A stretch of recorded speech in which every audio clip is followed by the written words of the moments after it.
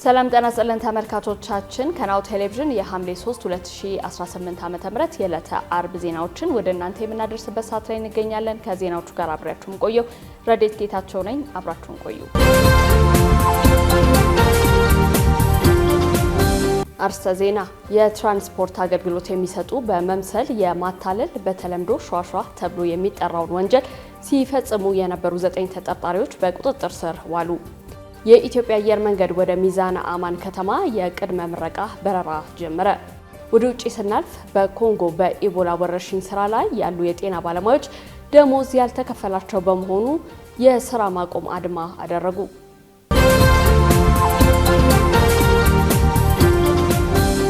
ወደ ቀዳሚ ዜናችን እንለፍ።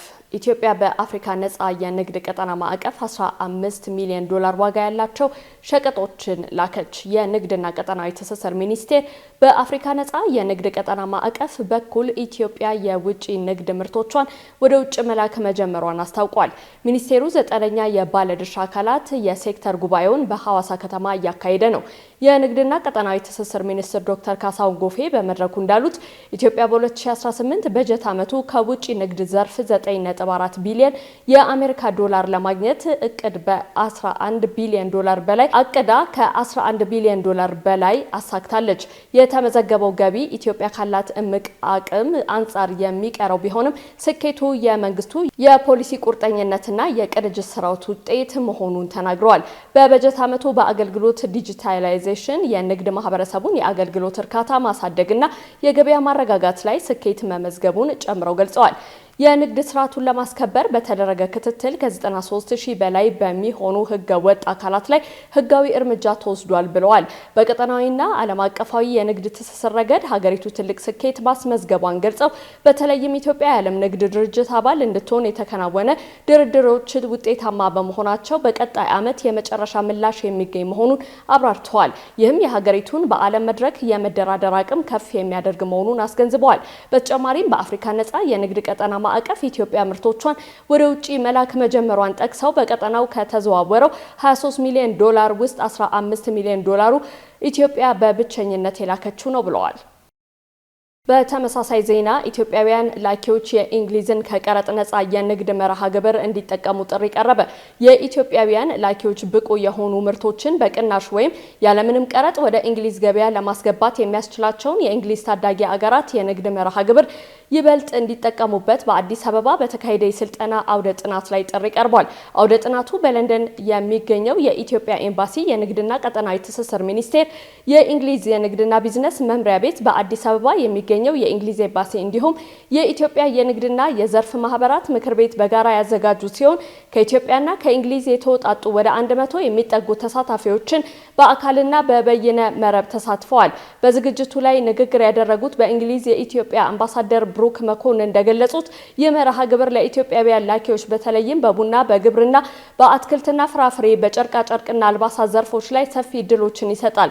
አምባሳደሩ አክለውም ላኪዎች ከዚህ የገበያ እድል ተጠቃሚ ለመሆን የጥራት ደረጃዎችን ማሟላት፣ የቁጥጥር መስፈርቶችን ማክበርና አስተማማኝ የወጪ ንግድ አቅምን መገንባት እንዳለባቸው አጽንኦት ሰጥተዋል። የንግድ ትስስርና የወጪ ንግድ ማሳደግ ዘርፍ የመንግስት ሚኒስትር አማካሪ አቶ ጸጋው በለጠ በበኩላቸው በኢትዮጵያ እየተካሄደ ያለው ቀጣይነት የኢኮኖሚ ማሻሻያ የንግድ ምህዳርን ለማሻሻልና የኢትዮጵያ ምርቶች በዓለም አቀፍ ገበያ ያላቸውን ተወዳዳሪነት ለማሳደግ ያለመ መሆኑን መግለጻቸውን የሀገር ውስጥ መገናኛ ብዙሃን ዘግበውታል። አውደ ጥናቱ የእቃዎች መገኛ ደንቦችና የእንግሊዝ ገበያ መግቢያ መስፈርቶችን ጨምሮ ስለ ፕሮግራሙ ተግባራዊ መመሪያዎችን የሰጠ ሲሆን አዘጋጆቹ መርሃ ግብሩ በሰፊው ጥቅም ላይ መዋሉ ኢትዮጵያ የወጪ ንግድ ምርቶቿን እንድታሰፋ በዓለም አቀፍ የእሴት ሰንሰለት ውስጥ ያላትን ተሳትፎ እንድታጠናክርና የወጪ ንግድ ገቢዋን እንድታሳድግ ሊረዳት እንደሚችል አስታውቀዋል። የትራንስፖርት አገልግሎት የሚሰጡ በመምሰል የማታለል ወይንም በተለምዶ ሿሿ ተብሎ የሚጠራውን ወንጀል ሲፈጽሙ የነበሩ 9 ተጠርጣሪዎች በቁጥጥር ስር ዋሉ። ተጠርጣሪዎቹ የወንጀል ድርጊት የፈጸሙት ሰኔ 28 ቀን 2018 ዓ.ም ከጠዋቱ 1 ሰዓት ከ40 በቂርቆስ ክፍለ ከተማ ልዩ ቦታው ሪቼ ተብሎ ከሚጠራው አካባቢ ነው። የግል ተበዳይ ከአጎና ወደ ስቴዲየም ለመሄድ በማሰብ ኮድ 383620 ኦሮ ነጭ ሚኒባስ ተሽከርካሪ በማስቆም ትገባለች። ተጠርጣሪዎችም የግለሰቧን ወደ ተሽከርካሪው መግባት ተከትለው በማዋከብና ትኩረቷን በማሳጣት ይዘው ከነበረው ቦርሳ ውስጥ 32000 ብር ግምት ያለው ሳምሰንግ ስልክ ሰርቀው ጥለዋት ይሄዳሉ። ይህን የተመለከቱት የትራፊክ ፖሊስ ተሽከርካሪዎችን በማስቆምና ተጠርጣሪዎችን በቁጥጥር ስር የመዋል ስራ ሰርተዋል። ተጠርጣሪዎቹ ከተያዙ በኋላ በተሽከርካሪው ውስጥ በተደረገ ፍተሻ 7 ስልኮች መገኘታቸውን የቂርቆስ ክፍለ ከተማ ፖሊስ ዋና መምሪያ አስታውቋል። ከተጠርጣሪዎቹ መካከል ነፍሰ ጡር መኖሯ የተገለጸ ሲሆን የቀን ውሎ አበል በመክፈልና ተሽከርካሪ በመከራየት ወንጀሉን የሚፈጽሙ ግለሰቦች እንዳሉ ህብረተሰቡ ተገንዝቦ ትራንስፖርት ሲጠቀም ጥንቃቄ ማድረግ እንደሚገባም የአዲስ አበባ ፖሊስ ዋና ጠቅላይ መምሪያ ማሳሰቢያ ሰጥቷል። የኢትዮጵያ አየር መንገድ ወደ ሚዛን አማን ከተማ የቅድመ ምረቃ በረራ ጀመረ። የኢትዮጵያ አየር መንገድ ዛሬ ከሐምሌ 3 ቀን 2018 ዓ.ም ጀምሮ ወደ ሚዛን አማን ከተማ የቅድመ ምረቃ በረራ መጀመሩን የደቡብ ምዕራብ ኢትዮጵያ ክልል ኮሚኒኬሽን አስታውቋል። አየር መንገዱ ወደ ሚዛን አማን ከተማ በሳምንት 3 ቀናት በረራ እንደሚያደርግ የተገለጸ ሲሆን በረራውን ለማህበረሰቡ ፈጣን፣ ምቹና ቀልጣፋ የትራንስፖርት ጉዞ አገልግሎት ለማድረግ ያግዛል ተብሏል። የቅድመ ምረቃ በረራው የደቡብ ምዕራብ ኢትዮጵያ ህዝብ ክልሎች መንግስትና ዋና ተጠሪ አቶ ፍቅሬ አማንና የኢትዮጵያ አየር መንገድ ግሩፕ ኤርፖርቶች ማኔጂንግ ዳይሬክተር አቶ ጌታነህ አደራ ጨምሮ ሌሎች የአየር መንገዱ ከፍተኛ ማኔጅመንቶች እንዲሁም የክልል የቤንች ሸኮ ዞን እና የሚዛን አማን ከተማ የመንግስት ስራ ኃላፊዎች በተገኙበት በይፋ ተጀምሯል። እንደ የክልሉ ኮሚኒኬሽን መረጃ የበረራ አገልግሎቱ መጀመር በአካባቢው ነዋሪዎች፣ ተጓዦችና የኢትዮጵያ አየር መንገድ ሰራተኞች ዘንድ ከፍተኛ ደስታን ፈጥሯል። አገልግሎቱ የንግድ፣ የቱሪዝም እና የኢንቨስትመንት እንቅስቃሴዎችን በማነቃቃት ለሚዛን አማን ከተማ ብሎም ለመላው የደቡብ ምዕራብ ኢትዮጵያ ህዝቦች ክልል ለማህበረሰባዊ ትስስርና ኢኮኖሚ እድገት ጉልህ አስተዋጽኦ እንደሚያበረክት ተገልጿል። የሀገር ውስጥ መዳረሻዎችን እያሰፋ የሚገኘው አየር መንገዱ በቅርቡ ከአዲስ አበባ ወደ ደብረ ማርቆስ አየር ማረፊያ በየቀኑ ደርሶ መልስ በረራ ማስጀመሩ ይታወቃል። ከዚህ ቀደም ብሎም 23ኛ የሀገር ውስጥ መዳረሻ ወደ ሆነው ያቤሎ አየር ማረፊያ ነሐሴ 25 ቀን በረራ ማስጀመሩ ይታወሳል። የአየር ማረፊያው ስራ መጀመር በለውጥ ጉዞ ላይ የሚገኘውን የቦረና ዞን ለማስተዋወቅና የጎብኚዎችን ቁጥር ለመጨመር ከፍተኛ አበርክቶ እንደሚኖረው በወቅቱ ተጠቁሟል።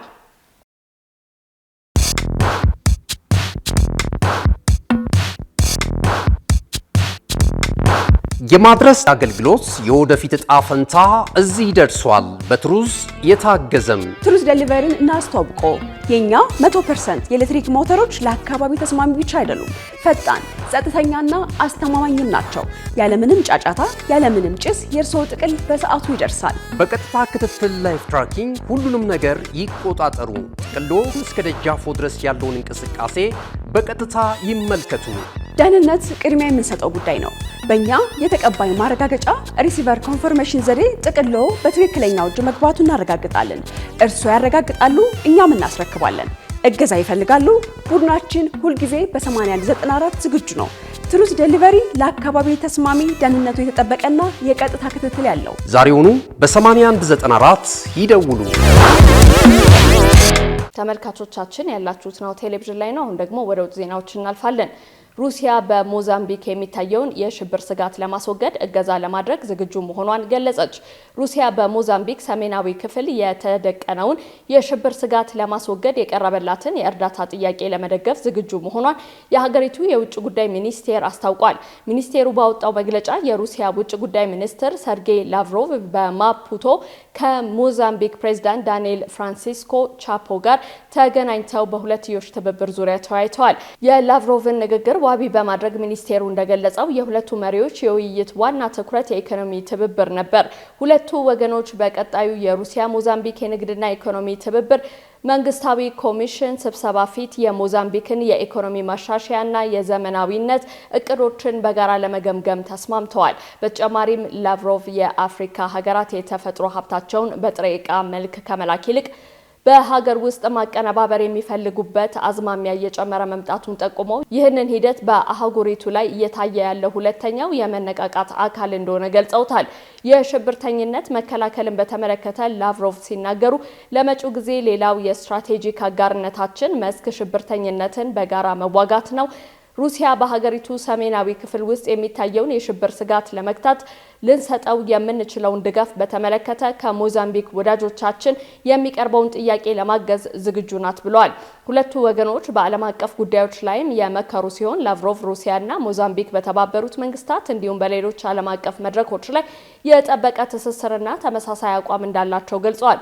የሩሲያ የውጭ ጉዳይ ሚኒስትር ሰርጌይ ላቭሮቭ ይህንን የአፍሪካ ጉብኝታቸውን ያደረጉት በኢትዮጵያ በኒጀር የነበራቸውን ቆይታ ካጠናቀቁ በኋላ ወደ ሞዛምቢክ ዋና ከተማ ማፑቶ በማምራት መሆኑ ተገልጿል።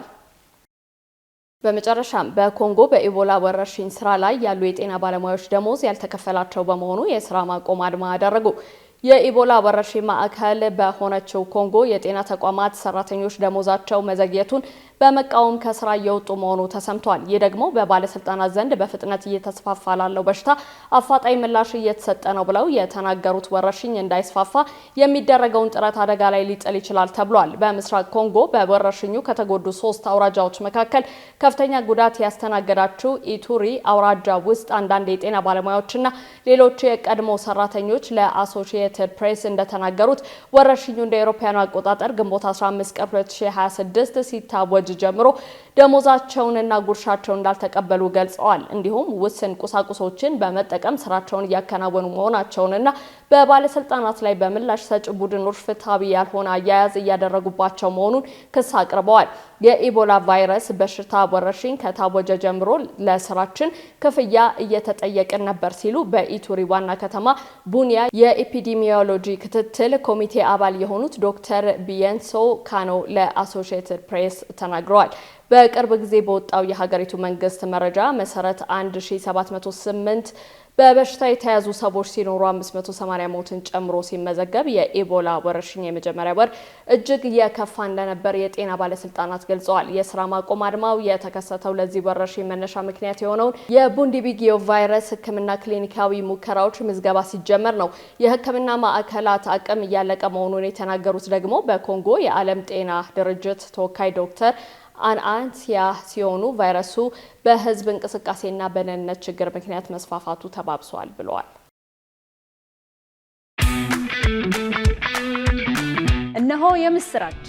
የ10 አየር መንገድ የበረራ ትኬት ለውድ ደንበኞቹ በተቀላጠፈና አስተማማኝ በሆነ መንገድ እያቀረበ ያለው በዚህም በደንበኞቹ የተመሰገነው ጉዞጎ አሁን ደግሞ ተደራሽነቱን በማስፋት ተጨማሪ ባንኮችን በማካተት ለውድ ደንበኞቹ የበለጠ አስተማማኝ ለመሆን ችሏል።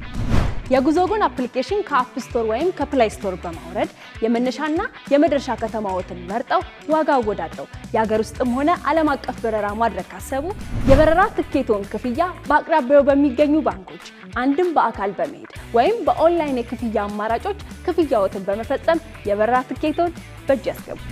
ከዚህም በተጨማሪ እንደ ሁሉ ጊዜው ወደ ጉዞጎ የጥሪ ማዕከላችን 7473 በመደወል ከሙሉ የበረራ መረጃ ጋር የ24 ሰዓት የትኬት አገልግሎት ማግኘት እንደሚችሉ ስናበስሮ በታላቅ ደስታ ነው። ለበረራዎ ጉዞጎ።